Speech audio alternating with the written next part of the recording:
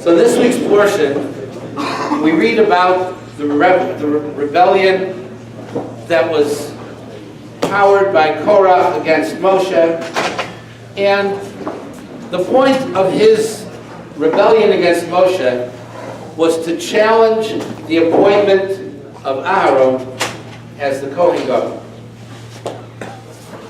By the time he had finished, Korach had gathered the entire nation to the Ohel Moed, to the tent of meeting, for the showdown between Moshe and Korach.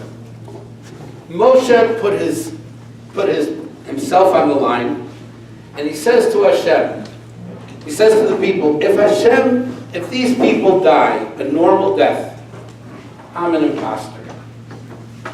But if God will create a new type of death, which never was experienced before, that is the sign that's going to show you that this man has made a rebellion and that I am the emissary. I did everything that God told me to do. As soon as Moshe finishes talking, the earth opens up, swallows up Korach, his whole family, Dasan, Avira, their whole families, all their wealth, and then the earth closes up as if nothing happened. They are swallowed up and gone from the world. We look a little further, and the Jewish people complain to Moshe, Moshe, you killed God's people.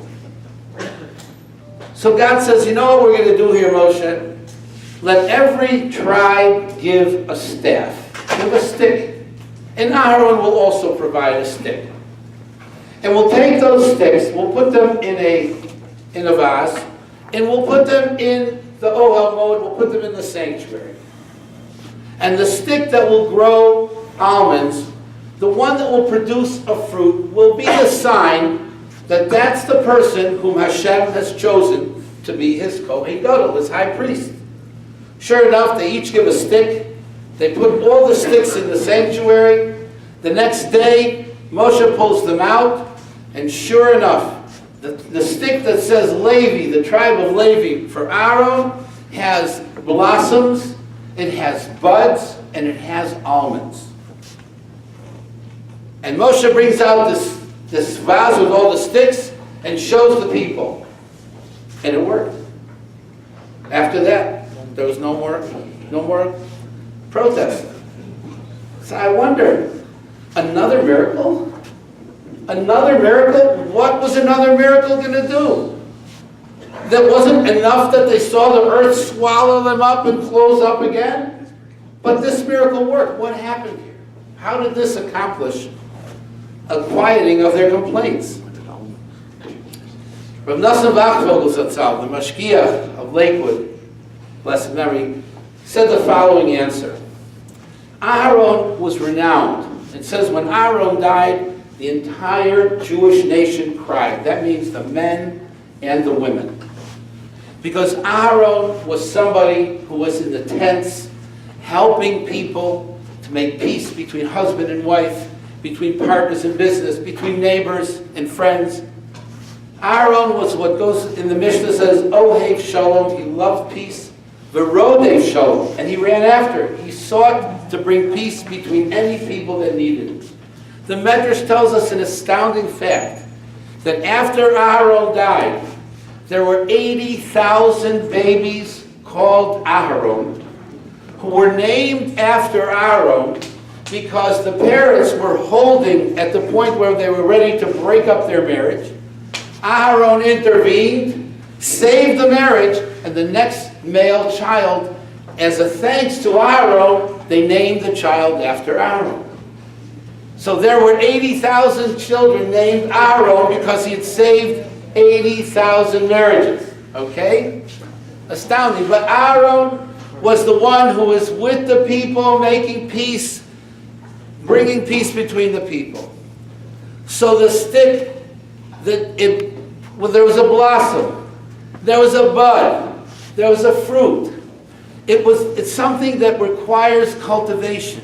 It's something that requires growth. It's a process. It's a growth process. So the message was that Aaron wasn't chosen as the Kohen Gadol for any other reason than he was Aaron. He was the man who was bringing peace between the people. So is there any more suitable candidate than Aaron to bring peace between the Jewish people and their Father in heaven? The Kohen Gadol, whose job it is to work in the Holy Temple and bring peace between Hashem and His people?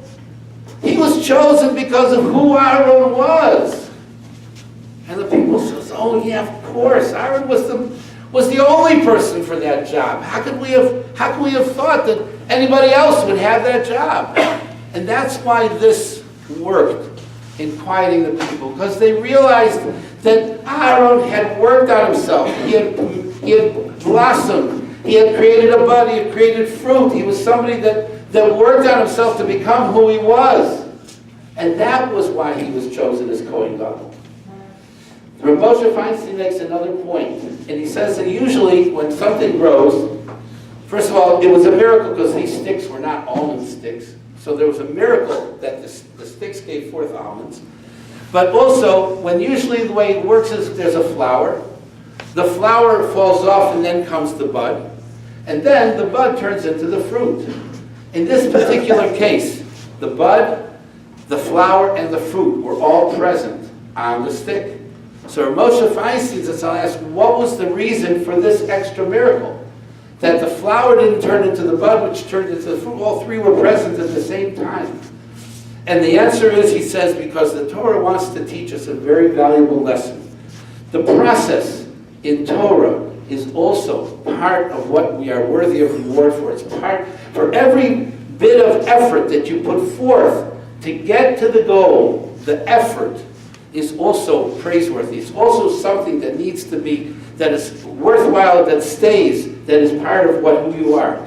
And it further enhances the idea that Aaron was the product of all the effort that he put in, from the blossom to the bud to the beautiful fruit that he became. Thank you very much for coming. We'll have mincha and then Maariv.